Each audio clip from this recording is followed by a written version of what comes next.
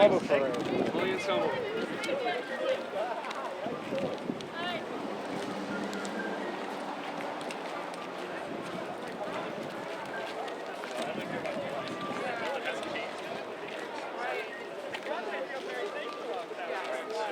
With MBCA, have you yeah. I don't know if it does. They fixed it because the rally. They painted all the.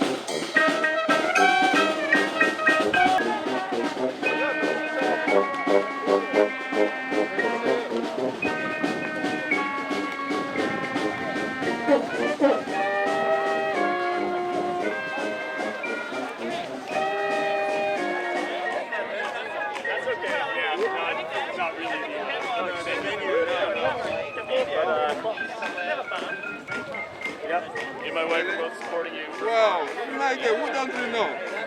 You know? I don't know anybody. Oh, Susan.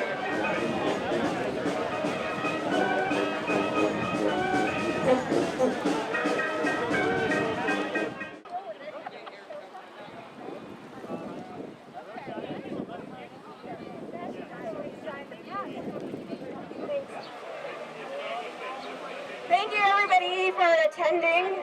Thank you for the wonderful band. I also want to thank Quality Graphics, which is a local business who did the print job of this banner here. They are just a block away and a block away from two of the fatalities that we are here trying to raise awareness of. So everybody, thank you for coming to this rally. My name is Joan and I'm a local resident in East Somerville. I'm a newer resident compared to some of the speakers who will be speaking after me, but it doesn't take long for someone to realize that there is something very wrong about these streets that surround us. Take a look around you. There's a lot of noise, there's a lot of cars driving really fast. We can't really see 93 from here, but it's just one block over there. To be honest, I avoid this corner. I avoid crossing here. I go the long way around to try to avoid this particular intersection. We have 93 in McGrath cutting across Somerville and cutting across the people's lives that live here. The Stop and Shop is just one block away. This is the only grocery store for people in Winter Hill. And for the longest time, it was the only grocery store for people in Assembly Row. And they have to cross this highway in order to get to the grocery store. They do this on days like this and days hotter than this. They do this in the rain, and people are dying because of it. Foss Park is right there. Kids play there. If a ball ever flies into this McGrath, that could be pretty deadly. We are missing our school committee here today because they have a budget meeting, but they also want to point out that children walk to schools. Young school children are walking across these highways to get to and from school every single day. We just want to make sure that, so MassDOT is planning some changes this year. They are going to build a protected bike lane and better sidewalks, but it will end before we get to this lot. They are doing nothing over here on this side. And they are working this year to preserve the life of the steel of 93, but not the life of the people who live here. We call on MassDOT to make this area safer for our neighbors by adding anti-pollution and noise barriers and making safer crossings for people trying to get to the grocery store. They do it for other communities in Massachusetts. They should do it for Somerville. If you haven't signed our letter to call on MassDOT for this, Please, there's some petitions here. I think people wearing vests also has some petitions. And if you're able, please attend MassDOT's virtual meetings on June 1st and June 8th, which are next Tuesday and the Tuesday following that, from 6 to 8 p.m. Again, there's information about these events on these boards. So we have the councilors that represent Winter Hill and East Somerville with us here today. Jesse CLINGAN and Matt McLaughlin have been fighting for their residents' safety. And it was actually through my counselor, Matt, that I learned about the lack of particular barriers in Somerville. I invite Councilor Matt to come up here and say a few words about the impact of MassDOT's negligence.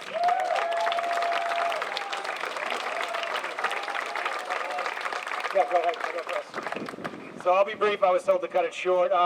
I just want to say that I'm sick and tired of having moments of silence for my constituents. I'm also sick and tired of having to tell people that this is the state. There isn't much I can do about it as a counselor. This is what we're doing. We're here today to tell MassDOT enough's enough.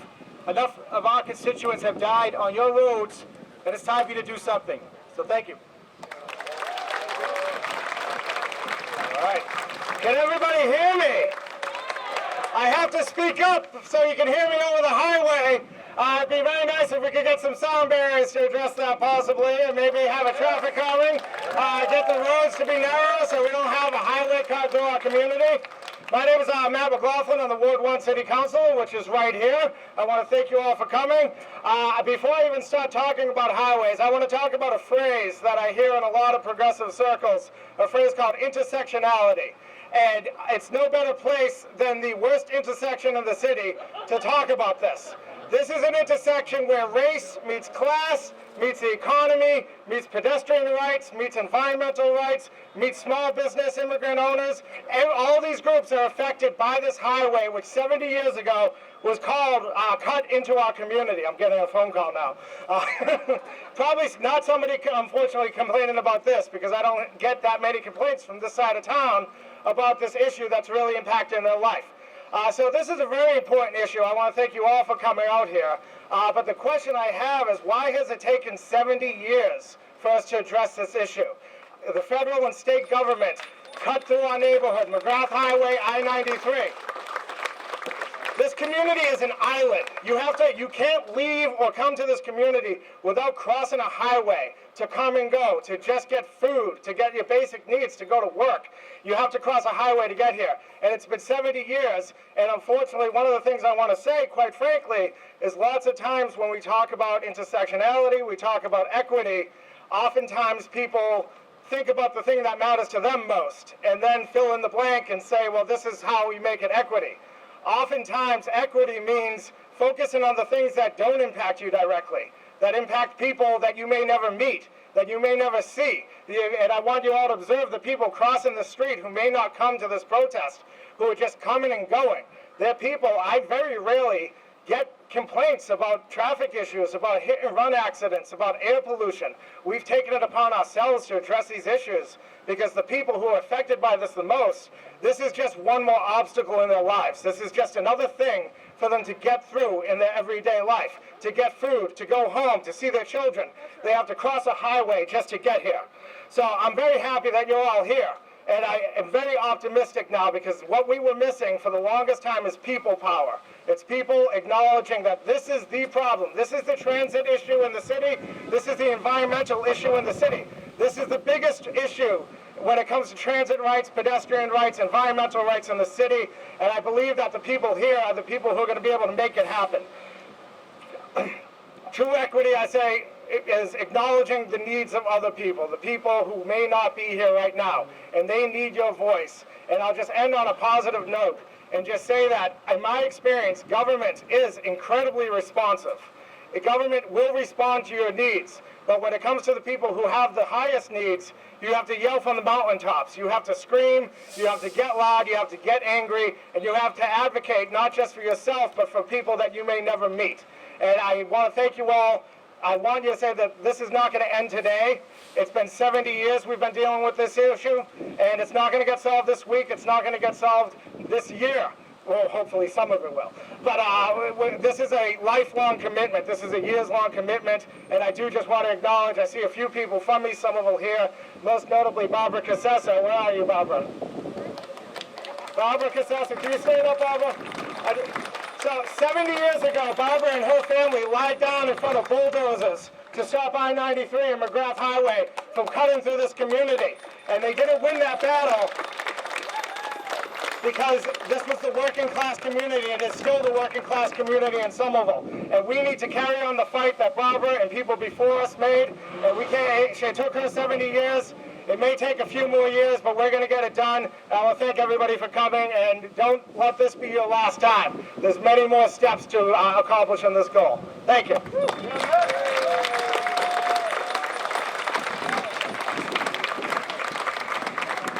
Okay, two of our neighbors who have lost loved ones on MassDOT streets in the last 2 years are here.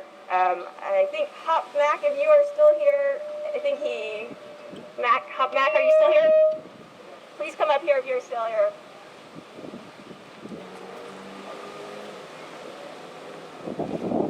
Hello everyone, my name is Hop Mac, and I lived in Somerville for 30 years, over 30 years. We are here today to raise awareness on safety concerns and how unsafe this area is, not just for pedestrians, but for drivers as well. I would like to tell you a little story about my father and family. Marshal Mack served in the Navy for South Vietnam, fighting alongside with the U.S. against communism, and was a prisoner of war for 6 years. After he was released, my dad took his family on a wooden boat to sail to the United States for a chance of freedom. The journey was not easy. It was a struggle for what my dad had to endure. When we got to the U.S., he was finally relieved that his family would have the chance of a better life. Marshall is a wonderful, kind, loving father, grandfather, and husband. He didn't have much. He did not care for materialistic things. What he cared most was his children to be successful in life and be happy. He was always there for us, especially for my mother. Now it is taken a huge toll on her. When I was younger, every day he would wake me up for school and work. Now every day I ask for him to wake me up from this horrible nightmare. My dad lived in Somerville for 37 years, and he loves this community so much. He always wants to help everyone, open and hold doors for his neighbors with a gentle smile. When he goes to the laundromat, he would help the employees clean while waiting for the clothes to be done. On April 12, 2021, Marshall Mack was on his way home from grocery shopping and was involved in a hit and run. A cowardless act and poor judgment by the driver. The hardest day of our lives was April 29 when he passed away. My family and my life has forever changed. The safety for pedestrians and drivers should be focused in this area, from Mystic to McGrath Highway, especially with an active park nearby. A few years back, my wife's parents were also in a car accident at Blakely and McGrath. Thank God they are okay. Safety measures need to be raised for change now and not wait for another tragedy to happen. Please, I ask that this be prioritized for the families of Somerville. That is what my dad would want. I miss you, and I love you, Bob. Rest in peace.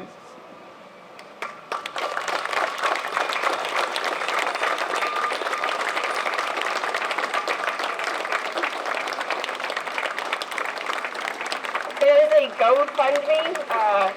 Ariel might have some information about the GoFundMe for Marshall Mack and Hop Mack's family. Thank you so much for sharing that really painful story. Next we have Melanie HOCKABOUT, a friend of CHERYL Richards, who also perished in MassDOT's corridor of death.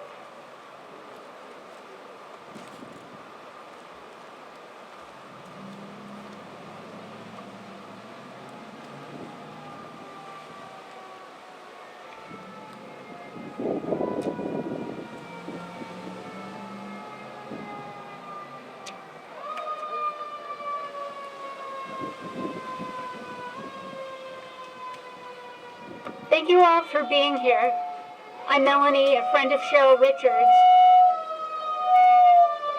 one of the people who lost their life in the McGrath Mystic Ave area. I'm going to take you back with me to July 20th, 2019. It was hot, much like today, so Cheryl and I wisely headed to the North Shore to join our friend Noelle for a beach day. I remember Cheryl inching her way into the water with more than a little coaxing from Noelle and me. No matter how warm the water got, it was never warm enough for Cheryl. Usually she would make it in as far as her knees, but on that day, she made it all the way up to her waist, which was incredible given how much she hates the cold New England water. So there we were in Sun and Ocean, sharing our stories like my misadventures in kickboxing, Noelle's trials and tribulations of office life, and Cheryl telling us the achievements of her goddaughter, Zaria. Right around this time, I remember Noelle exclaiming, "I love July. It's my favorite month." It was a wonderful day. I made my return home first. Next to leave was Cheryl. She had to get back to Somerville to see her friend Tony, whose dad was dying of cancer. So after leaving Sullivan Station, Cheryl went through the underpass towards the Stop and Shop, where she entered the first of two dangerous crosswalks. 9 o'clock, phone rings. It's Jerome, Cheryl's partner. She's in the hospital. I rush there in the darkness. Call Noelle. "Noelle, come, it's bad." At the hospital, I see Jerome sitting alone. He looks ready to shatter into a million pieces. "There's a pain here. It's tight and I'm sweating." No answers. We can't see her. Now Noelle is here. We are taken to a sad, empty room. What I saw there I had never seen in real life. What happened there was primal. When the doctor said the words and the on-scene officer confirmed our worst fears, to my right, Jerome went into an immediate fetal position. To my left, Noelle is crying and holding on to Heather, the only one of us who knew what that room was. And me, I made a deep, clamoring cry that was pain. It shot from me to pull at the skirts of time, begging her to bring Cheryl back. So, mascot, your inaction is killing us. People should not be risking their lives, dying, and being injured when there is a solution, a plan that can transform a death trap into a safe space where the community and highway can coexist. It is unacceptable to put this off. Work to make this area safe should have been done long ago. What do you do to an organization that is so ineffectual that it's killing people? I don't think I'm being harsh to consider it murder. So for those we lost, for those still here, and for those yet to come, MassDOT, do your job now!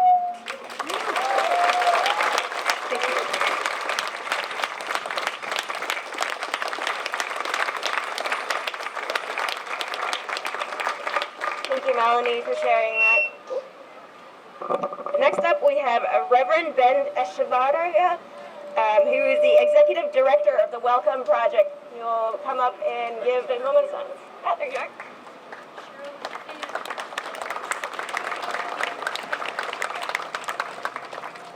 If we can just bow our heads and have a moment of silence for all the victims, all the people who have perished because of the highways, all the people who, because of poor air quality, are suffering, living out their lives with pulmonary problems. Let's just take a moment and bow our heads.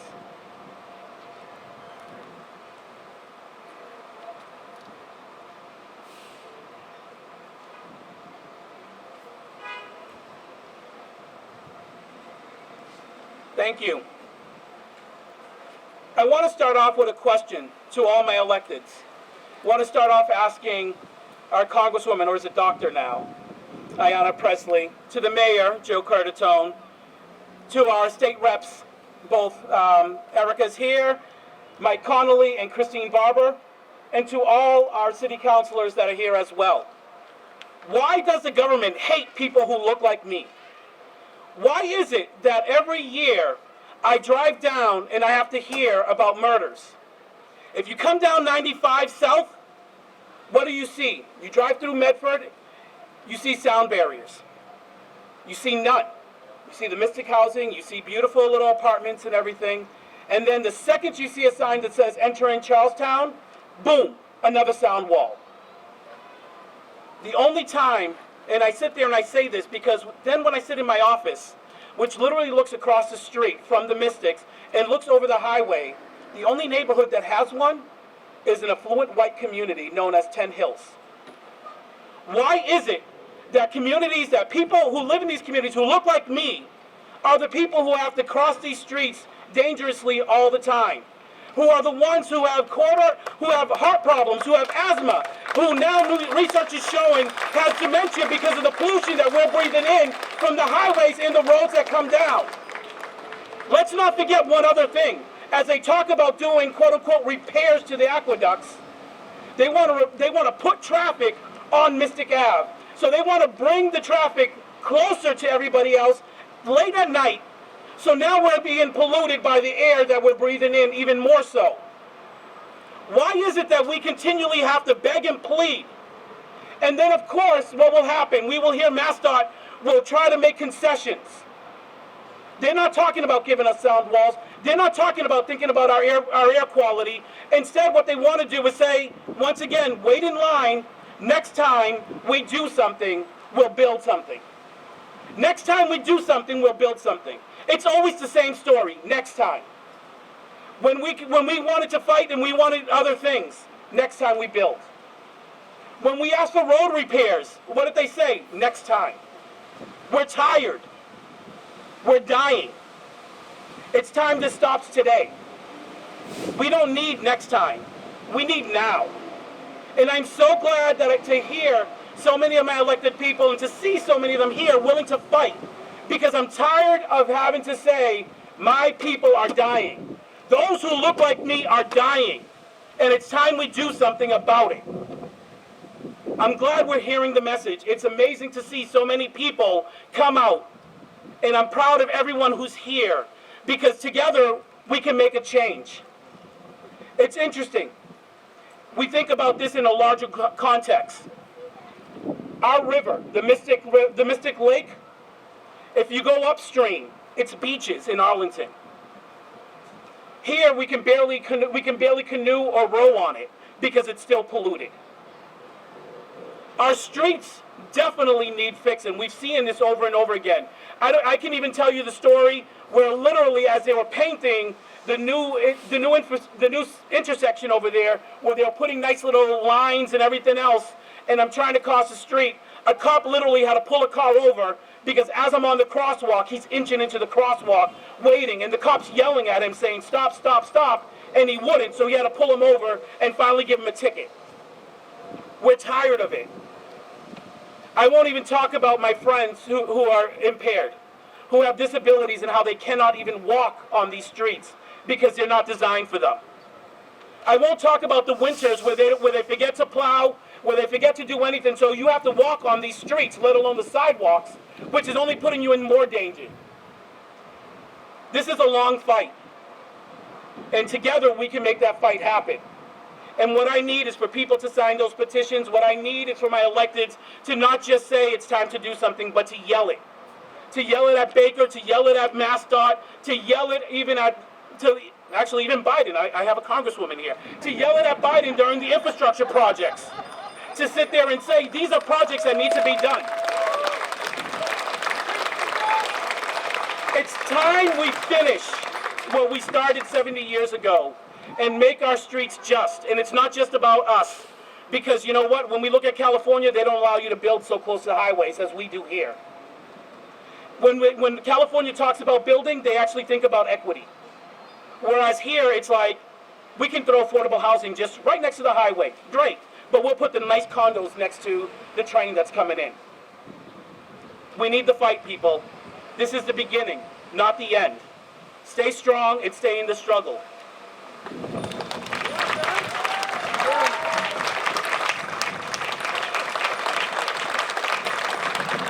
So one of the things that I do want to introduce now is Stephen Aman.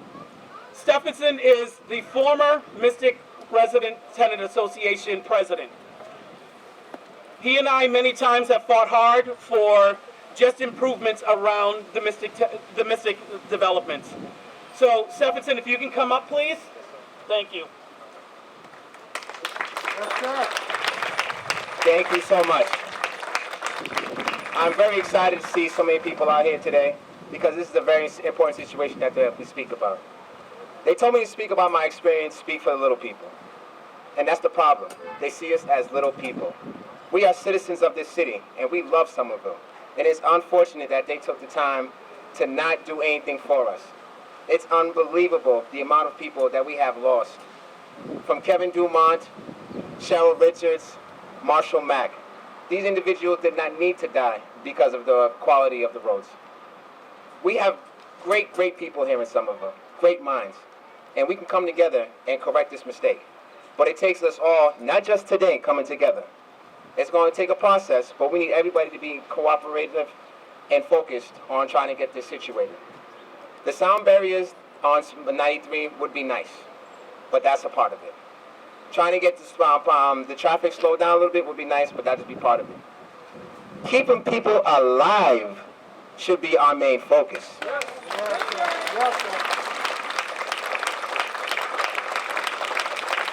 Like Ben has spoke, it is good to see so many electeds out here today because our officials, people that we put into office, are the individuals that are going to make a difference for us.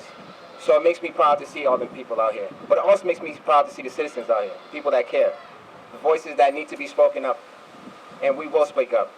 Thank you.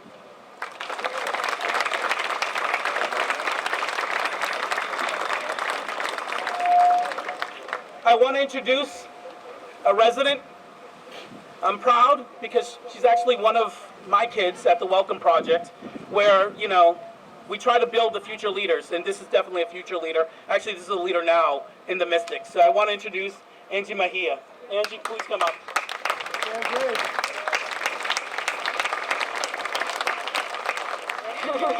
Hi guys, my name is Angie. I was a former lip student at the Welcome Project. I live near the Mystic. I actually live in the Mystic Projects.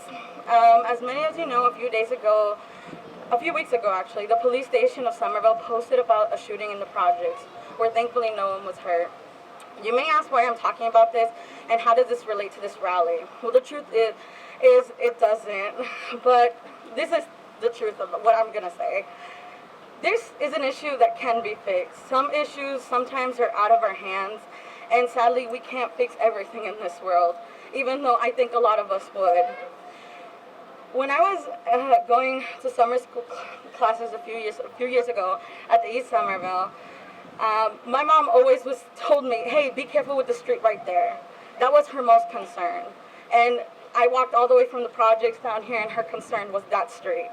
I've had cousins, nephews, nieces, and friends walk across that street. And after crossing it a few times, and although I did use, you know, the crosswalk, I understood her worrying. This is not just a one-sided issue. It affects people who walk. It affects the drivers as well, because if the pavement isn't shown well, a driver won't stop on time. A driver won't be able to see the pedestrian, and the... You got it, girl. You got it.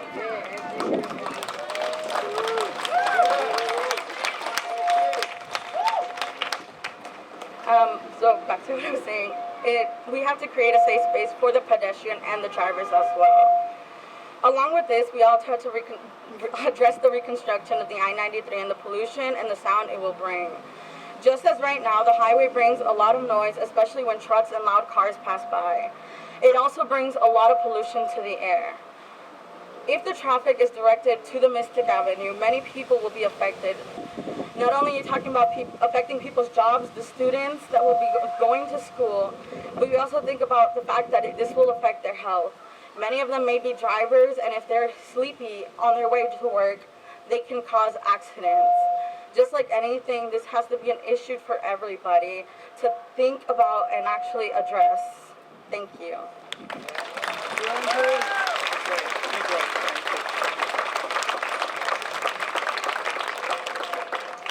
Up next is Emily VIDES. She lives on Mystic Ave. She is a member of Somerville's Pedestrian and Transportation Advisory Committee, and she's the mother of 2 children who go to the Healy School.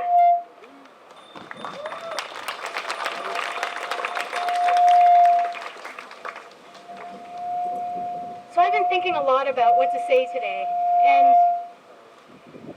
and it's hard because I'm so angry. I'm furious every time I have to cross Mystic Ave. The indignity. I don't know if you know what it feels like. Every time you have to go to the supermarket, to think that you might die. That if you have one moment of inattention, you could die. And that's you know, today we took a walk with elected officials and the press, and they were flabbergasted. But it's just Wednesday for me. I'm so angry that I have to choose to keep my windows open on a beautiful spring night, and have the noise, or keep them closed and put the air conditioner on. I'm so furious that after 3 deaths in 2 years, MassDOT has done nothing for us. Nothing. And they've made cosmetic changes. I don't know if you've noticed, but the crosswalks have been freshly painted. That's because Ayanna Pressley is here today. And because they knew all of you were coming. Not because we needed them. We've been asking for years for these things to be fixed. But they did it because of this rally. But even though I'm so angry, I'm also quite hopeful because all of you are here. And because they have started to make changes. And if we can keep the pressure up, maybe we can get them to do changes that are more than superficial. So please come to the virtual meetings on June 1st and June 8th. Please show your faces and make noise, because that's how we'll change. Demand change. Thank you.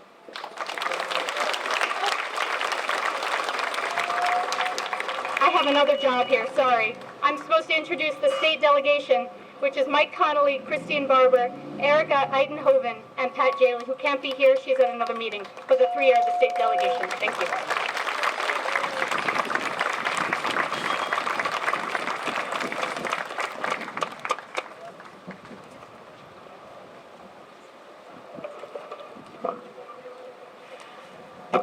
Good evening, everyone. I'm Christine Barber, state representative for part of this area that we just walked. I wanted to start by thanking HOCKABOUT and MELANIE for sharing your immense pain with this group. And it's pain, it's something that should never have happened. And I hope that, you know, by being here, by energizing this group, we can ensure that it never happens to anyone else. So thank you so much for sharing that. So my district is the Mystic Ave, that many of us walked before this rally, and as we've heard from so many great speakers, that is an area where my constituents, my community, they risk their lives every day to go to the grocery store or to get across the street to take the bus to school or to work.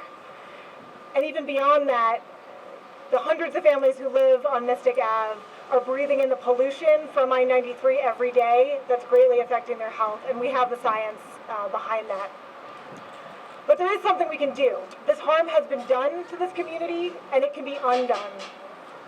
So working with Senator Jalin, with Rep. Connolly, Rep. Eiterhoven, we've secured money in a bond bill, $2 million. It's a start, it's not enough, but we've secured money for pedestrian improvements. We've secured another $2 million for sound barriers. Again, it's a start. We've secured that money, but MassDOT needs to spend it. The Baker administration needs to spend it, and that is not happening yet. We need to make enough noise that the Baker administration hears that and spends that money and make sure that these incredibly urgent improvements happen now. So I'm going to need you to show up on June 1st and June 8th and make that ask because we have that money available and we need it to be spent here. Thank you.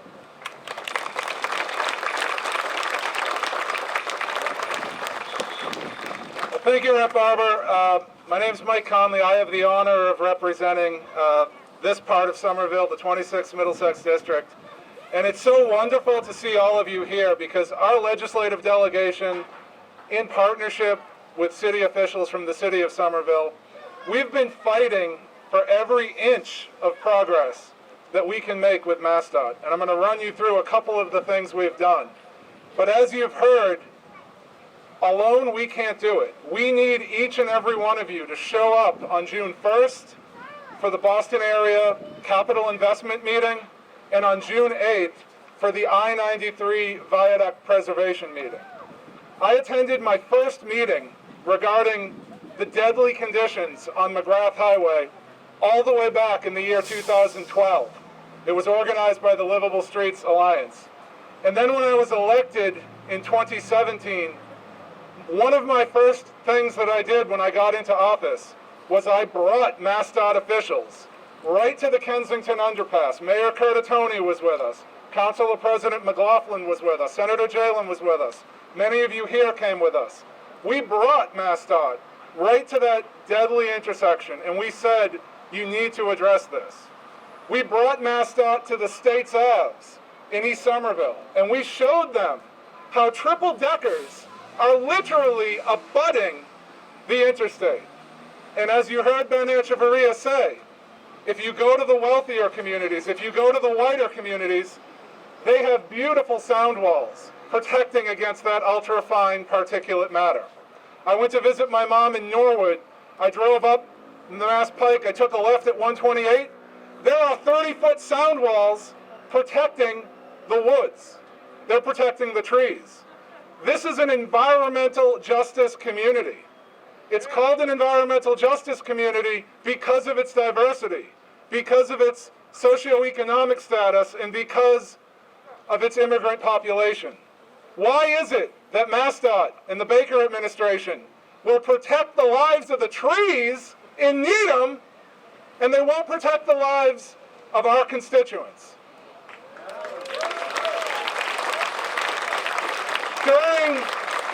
We know, thanks to the work that the Somerville Transportation Equity Partnership has done, it has been documented that that ultrafine particulate matter is causing cardiovascular disease. And when the COVID-19 pandemic struck, you can overlay the map of the highway pollution, and you can look at the COVID-19 map, and it looks like exactly the same map. So following that 2017 meeting, working with our delegation, we were able to secure funding in successive budgets to improve the Kensington underpass, to begin to measure, at least start to measure, the sound pollution on the highway. Then in 2019, tragedy struck yet again when we lost CHERYL Richards. That very same week, I had a meeting with Secretary Pollack, and I asked her to respond, and she promised us they would accelerate a road safety audit that they're doing in this area. Then in 2020, December 2020, MassDOT met with our community, and they told us we will have a 75% design meeting in April of this year, and we will begin construction on a $6 million intersection improvement project in the summer of 2022. I thought it could happen a little faster. I thought we needed to do a little more, but at least that was something. And so I can't tell you how shocked I was, how shocked all of us were, when last month MassDOT called our delegation together, and they said, by the way, that intersection improvement project is being delayed for another year, and oh yeah, we are 100% through design of an I-93 viaduct preservation project. And they told me, and this is when I lost it, they said the goal of the project is to preserve the life of the steel on the highway bridge.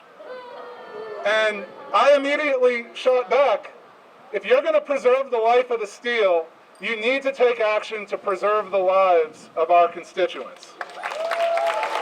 So,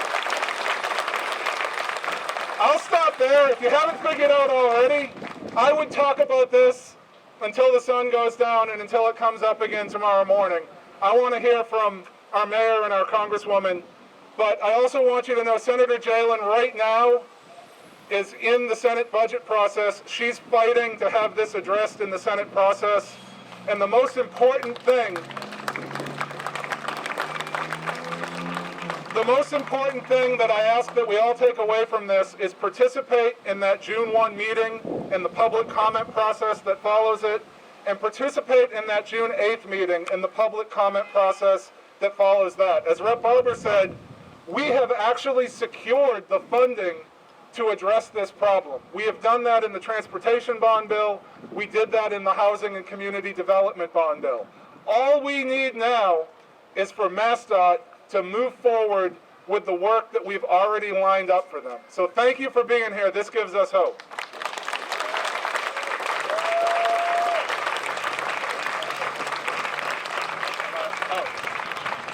And so, I have to tell you, this is truly the honor of a lifetime. I have been so grateful for the work that our Congresswoman has done. I have never been prouder of an elected official in my life. And not only has Rep. Pressley done it all in Washington, D.C., but she goes the extra mile and she will speak up on a state issue. She will speak up on a local issue, whether it's the Roe Act, whether it's the Student Opportunity Act, whether it's criminal justice reform. And when she uses her voice, it makes a difference. So I am so grateful to introduce our Congresswoman, Ayanna Pressley.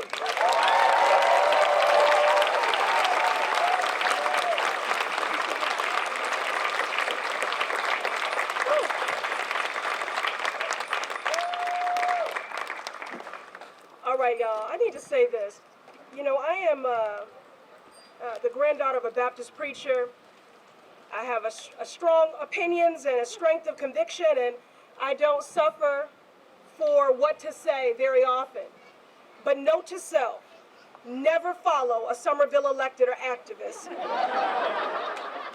So all I can really say is hard cosign everything that has been enumerated by my colleagues in government. I thank them for their fierce advocacy and for their partnership. You know, as a black woman, I'm often told that I need to moderate my righteous indignation or rage, lest people think I'm angry. Well, I am outraged because this is outrageous. And justice delayed is justice denied. And these are not statistics. These are people of flesh and bone who loved and were loved. This is sacred ground. So we speak their names. Kevin, Cheryl, Marshall. For those whose lives we've been robbed of violently, and those who are slowly dying because of the environmental injustices. This is a transit justice issue. This is an environmental justice issue. This is a disability justice issue. This is a pedestrian justice issue. This is a matter of justice. And justice has been denied because it has been delayed. And the reason we are here today is because of the vigilance of the Welcome Project, of SAS, of my siblings in movement building and justice seeking on the municipal and state level, which proves that organized power is realized power. We're still here, we're at this moment, because you have labored in love, because you give a damn about your neighbor and our communities. And so I thank you for that. The other reason why this is so infuriating is that the lives of Kevin and Cheryl and Marshall that we were robbed of due to traffic violence, a violence that has been perpetuated by indifference, a complicit, passive tolerance. So this was 100% preventable. That is the point. Like most inequities and disparities and injustices, they don't just happen. They happen because of indifference. They They happen because of underinvestment or divestment. They happen because of policy choices, because of budget choices. These tragedies were 100% preventable. And that's why I'll continue to fight for direct federal funding for McGrath Highway in our surface transportation reauthorization negotiations that are currently underway with the Committee on Transportation and Infrastructure. And we have to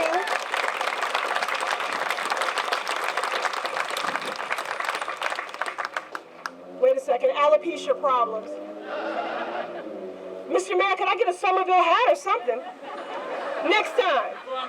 Okay, very good. But we have to keep the pressure up. You know, McGrath Highway has consistently been ranked as one of the most dangerous roads based on the data that is about real lives, and the investments that have been made that Representative Connolly spoke to and were referenced by some activists earlier have only come about because of the pressure that you all have applied. And so we cannot let up. We have to continue to apply this pressure. Now, I want to take a moment, my good colleague, the City Council, Councilor Matt, spoke of intersectionality. Our destinies are tied.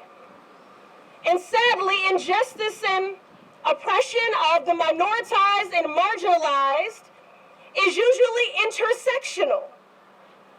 So we have to take a moment to speak to the intersectionality of our organizing and in our future, not just for this corridor, but for the thousands like it throughout the country.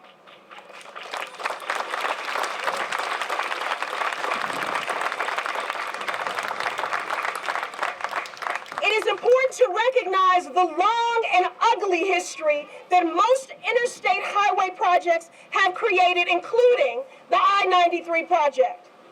Now, while the Inner Belt project, which would have redirected I-93 right through the heart of Boston, splitting Roxbury and other communities in half, was effectively defeated by public outcry in the 1970s. Again, organized power is realized power, and the power of the people has always been greater than the people in power, and that's why we don't stop. But the existing infrastructure is still presenting environmental hazards for surrounding communities. I represent the Massachusetts 7th Congressional District. Do you think that I am surprised, representing Boston, Cambridge, Somerville, Randolph, Everett, Chelsea, and Milton, that this is the congressional district that has been hardest hit by the pandemic? Certainly not.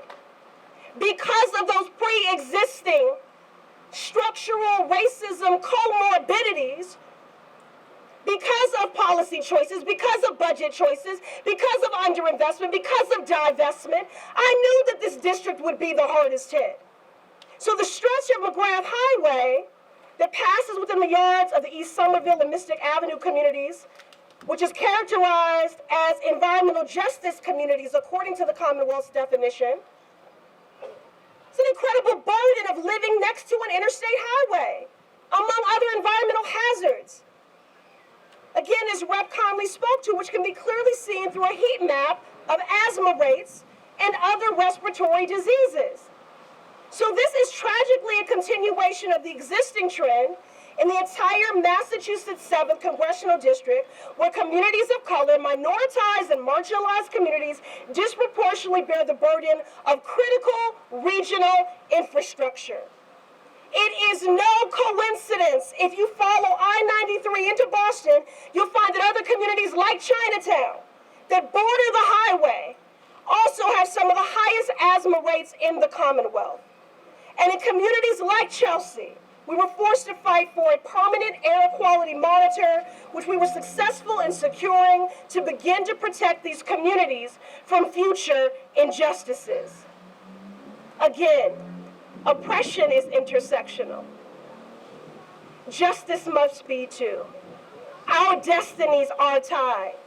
And the need is clear. This section of McGrath Highway deserves separated and protected bike lanes, as well as sound and ultra-fine particulate barriers. And I'm going to continue to fight for those investments as a part of my negotiations putting forward during these transportation and infrastructure negotiations. So just know that.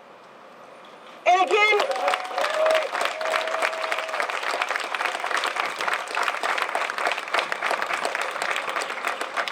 I want to extend my gratitude to this Somerville delegation. Little known fact, y'all, I almost moved to Somerville, okay?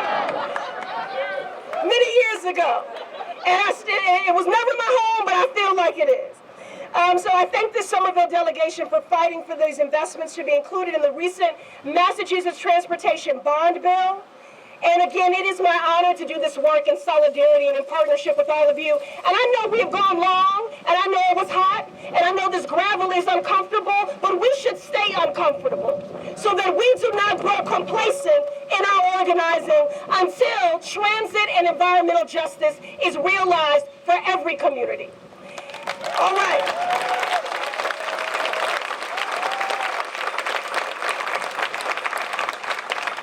All right, so now I want to invite up Mayor Curtatone. Listen, this has been my brother in arms on so many social justice issues. Someone who unapologetically affirmed that Black lives mattered before it was popular.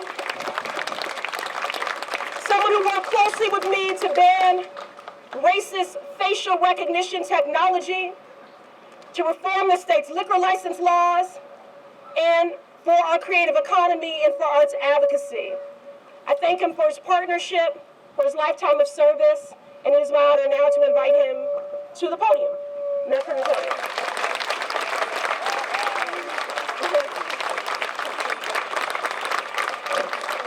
Thank you, Congresswoman.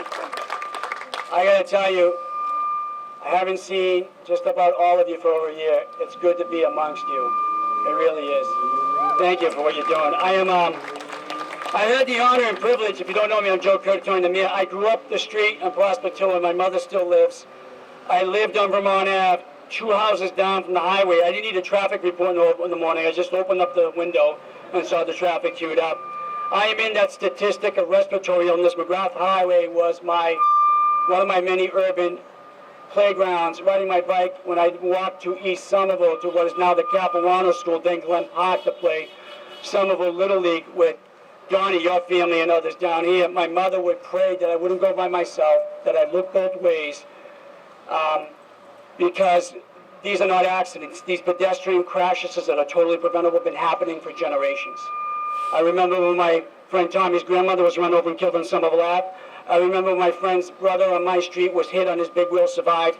I remember my friend's daughter was hit about 20 years ago before I became mayor on the other side, right near the intersection, just walks, launched 30 feet in the air, survived with their legs broken. It's been going on for a long time.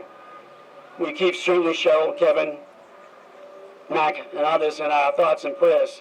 Let's not let those preventable losses and those lives be forsaken. There's a sign here that we've been shouting for a long time. It says, prioritize people over cars. This community has known that for a long time. We've always said, you have always been active to say that if you plan a city for cars, that's what you're going to get. That's what the state did. You're activists, and I know you know the value of that. I want to capitalize on what's been said here. Going back to the tradition, Barbara, your family, your mother, Vera, and so many others who stood in front of those bulldozers to try to stop 93, to make sure the Innerbelt, along with other activists and advocates in the region, did not happen, even when politicians sold you down the river, and they did. We could have stopped the superstructure, and we let it happen. But like many urban communities around the world, our community is still battling the effects of the mid-century shift to car-eccentric infrastructure. And again, although so many of you battled that going back to the 60s, some who couldn't stop the I-93 east overpass to the city. Remember, hundreds of homes were taken from 10 Hills and Mystic Ave, uprooted. People were displaced. The consequences of that shift, as we know, are still with us today. Pedestrians are either cut off from certain neighborhoods or have to risk safety to get them. And East Somerville residents and others in these environmental justice neighborhoods are subjected to the exhaust from the thousands of cars that pass on I-93 and in this roadway daily. Now, you have all, along with other Somerville residents, have worked tirelessly to advocate and be active to mitigate these harms, and you've helped me and others accomplish great successes with our state partners, and many of them want to be partners, but there is not a will at the highest office and agencies to do this. This is not a question of money today. Your activism and advocacy to grow Assembly and all the other investments that's coming here is pouring billions into the state coffers. They have the money. They have the money, and they can do this. They just don't want to. There are major safety and equity challenges here. You heard Rep. Connolly talk about if you overlaid the environmental justice zones, along with who lives in public and subsidized housing, with the COVID map, I'll tell you who was getting sick and dying. I got 86 calls for the people that have died in this city. They're the ones who couldn't get on a public transportation because they had no option. They're the ones who didn't work the white-collar jobs, so they couldn't work virtually. They're the ones who had to get on a public transit system that they were cutting service on to go to Fenway Park and the Hines. It took over an hour to wait to get a vaccine. And they abandoned our public local health infrastructure. So the pandemic has put a shining bright light on the inequities of the whole system, not just the brick and mortars. But again, I want to remind us all that these are system failures that touch every facet of our lives. We know, and it's been said, if someone can't get safely to their job, to school, the grocery store, and we don't have food deserts because we live miles apart. We're only 4.1 square miles. They were built by man right here. Right here. These accidents, we said were going to happen. Not these deaths, these crashes, and more will come. We told them that. That's been our fear from the beginning. And we've been ignored. Because none of this is really equitable, accessible to everyone in our community. And these systems are, as a white, privileged, elected official, son of Italian immigrants, working class, I will say it loud and clear. They are rooted in historic racism, anti-urban bias, intentional exclusion of low and moderate income and poor people that lived here going back decades. So Matt and others and Mike, when we talk about the sound barriers, let's just be clear. I've gone by those communities on the Pike. They're ingrained, nice artistry on the materials. Fine wood. We've asked for slabs of concrete, just give it to us. Ignored. Ignored for decades. This has been intentional and deliberate ignorance. And really, what people matter to them. Because if those deaths during COVID were happening in Wellesley and Swampscott, I'll tell you what, they'd be doing the damn hell of a lot more during the pandemic. But they weren't. If the people were dying of crashes that were preventable on their bicycles or crossing the street in those communities, you bet there'd be more action. But we can heal those scars, and your work will do it. I've been married now, it's my 18th year. The best job I ever have. And someone asked me in an interview last week, what's the thing you look forward most after COVID? It's being with all of you. Being with all of you. When we have to climb that ladder of bureaucracy to go fight for the Green Line extension, to sit what they're legally required to do, for the Orange Line stop, thank you, Ellen, and advocacy, to say we want to cut off a lane in each direction to make East Broadway safe, to bring a dedicated bus and all the other work you've been fighting for. You know what makes my job easier? 81,000 activists out of their mind willing to fight. Never have to look over my shoulder. Never have to. Do not underestimate that power. The proof is what you see before your eyes. Everything we've accomplished has been the product of everyone's hands. Everything we will accomplish will be that fight. I look forward to being with you well beyond after I'm mayor, because there's a long way to go. I have an offer from MassDOT before I introduce one of my favorite people here. Take care of that mess you gave us 70 years ago. We don't need it. Fix the intersection. But I'll tell you what, McCarthy Overpass is going to come down because this community said it's going to come down. Every city, Congresswoman, should have control of the roadways in this city. This should not be a state-controlled roadway. Give it back to us, I'll tell you what will happen. We'll reduce the lanes of traffic. We'll put in the dedicated bus lanes that I would take. We'll do it right now. And I'll tell you, I am proud to introduce, she represents a cohort of activism and advocacy that's been well-rooted in our community's DNA. She understands what equity means and fights for all of us. I've leaned on her and so many of you in fighting for this community's values. Ellen Reisner lives in East Somerville. She is the president of Somerville Transportation Equity Partnership. She is a champion for all of us. Please welcome Ellen.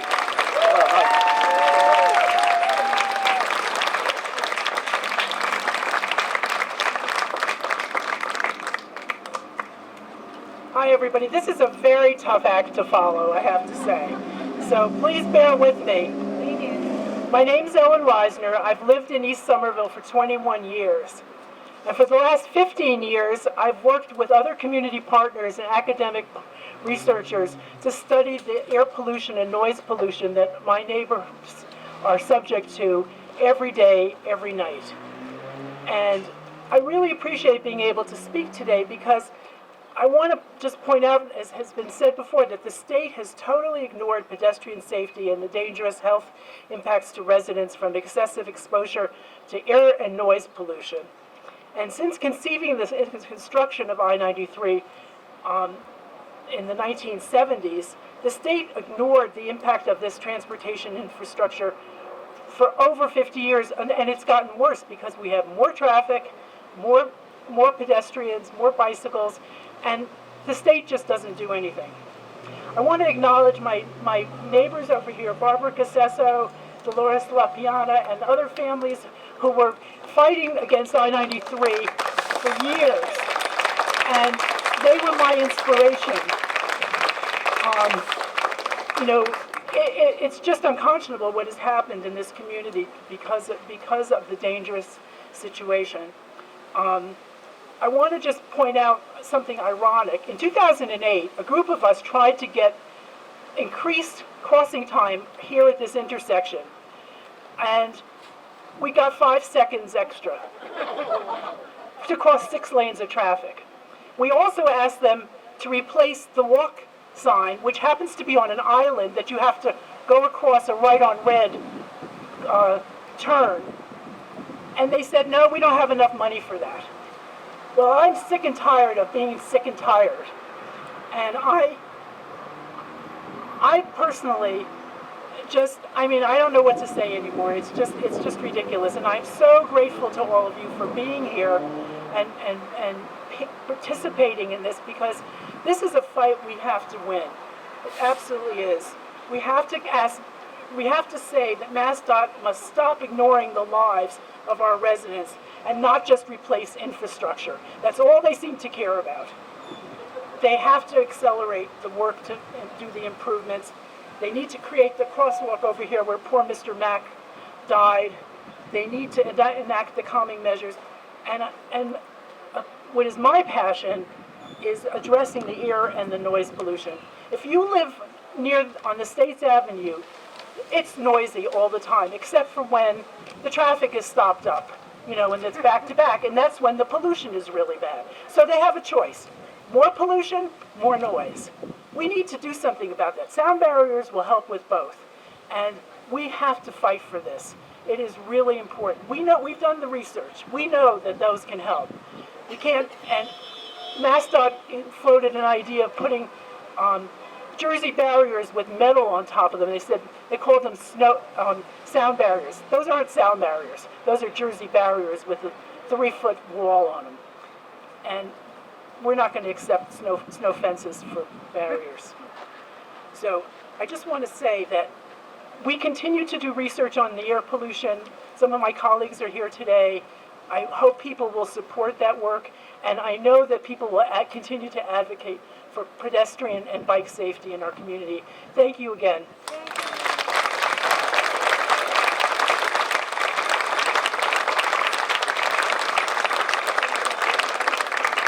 Thank you everybody for coming. Make sure you show up June 1st and June 8th to call for MassDOT to take action. Thank you everybody. Thank you our state and Ayanna Pressley, our state representative Ayanna Pressley for coming up. Sign a petition if you haven't.